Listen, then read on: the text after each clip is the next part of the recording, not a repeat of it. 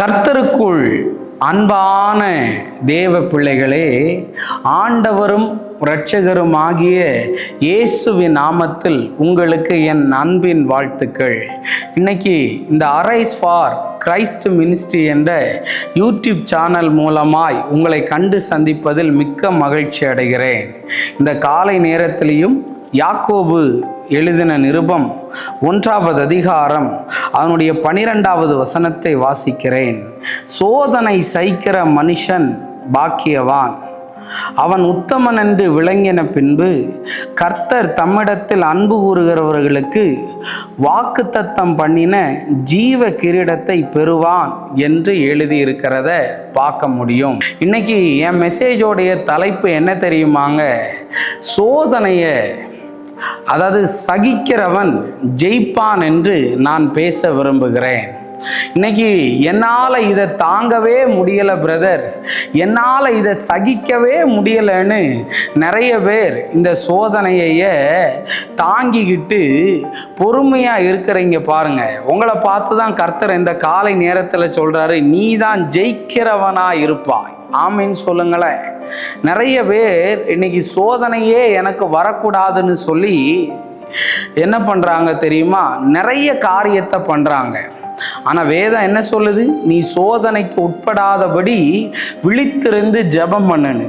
நிறைய பேர் சில விஷயத்தில் ஜெபம் பண்ணாததுனால தான் சோதனையிலேயே விழுந்து போயிடுறாங்கங்க. இன்னைக்கு ஆண்டவர் சொல்றாரு, சோதனையை பார்த்து பயந்து ஓடுகிறவன் அல்ல, எனக்கு சோதனையே வரக்கூடாதுன்னு நினைக்கிறவன் அல்ல. இன்னைக்கு நான் உங்களை பார்த்து சொல்றேன், அந்த சோதனை வந்தாலும் அந்த சோதனையில விழுந்து போகாமல் அதை சகித்து நிற்கிறான் பாரு, அவன்தான் உலகத்துல ஜெயிக்கிறவனா இருப்பான். ஆபிரகாமுக்கு சோதனை வந்தது தன்னுடைய பிள்ளையோடைய விஷயத்துல. ஆனாலும் தேவன் எனக்கு எதை செய்தாலும் நல்லதாக நன்மையாக செய்வார்னு நம்பினதுனால தான் அந்த சோதனையை சகிச்சதுனால அவனை கர்த்தர் உயர்த்தினார். ஆமீன் சொல்லுங்களேன். யோசேப்புக்கு சோதனை வந்ததுங்க, பொன்னால சோதனை வந்தது. அந்த சோதனையை அவன் ஜெயிச்சதுனால தான், அவன் உத்தமன் என்று விளங்கினதுனால தான் அவனுக்கு ஆண்டவர் கிரீடத்தை கொடுத்து அவனை தேசத்துல உயர்த்தினார்.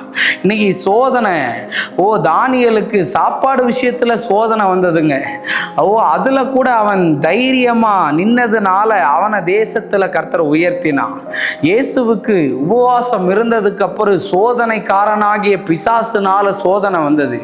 அந்த சோதனை எல்லாத்தையும் அவர் ஜெயிச்சதுனால சாதனை பண்ணினார் இந்த உலகத்துல. இன்னைக்கு பிரதர், எனக்குள்ள ஒரு இச்சை இருக்கு பிரதர். எனக்கு எந்த பொண்ணை பார்த்தாலும் தப்பு தப்பா தெரியுது பிரதர். தப்பான படத்தை பார்க்குறேன் பிரதர்.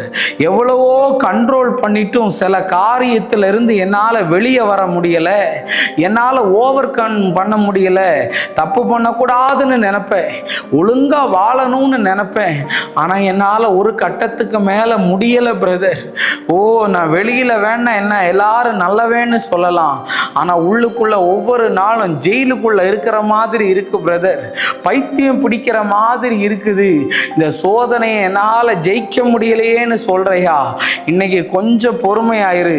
இந்த சோதனையை நீ இவ்வளவு நாளும் சகித்து நீ யோசேப்பை போல உண்மையா இருக்கிறாய், தானியேலை போல உண்மையா இருக்கிறதுனால உனக்கு ஒரு ஜெயம் வரப்போகிறது. உன்னை கர்த்தர் எல்லா இடங்களிலும் உயர்த்தி அழகு பாப்பா. எனக்கெல்லாம் நிறைய சோதனைகள் வந்திருக்கிறதுங்க. இந்த வரையும் சோதனைக்கா பஞ்சம்? எந்த விதத்துல? பணத்துல சோதனை வந்திருக்கு, பொண்ணுல சோதனை வந்திருக்கு, பதவியில சோதனை வந்திருக்குது.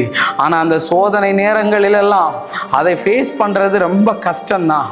ஆனா ஆண்டவற்றை போய் முழங்கால் போட்டு எனக்கு கிருபை தாங்க ஆண்டவரே, இதை சகிக்கன்னு நினைக்கும் போது அன்பு சகலத்தையும் தாங்கும் சகிக்கும்னு இருக்கு.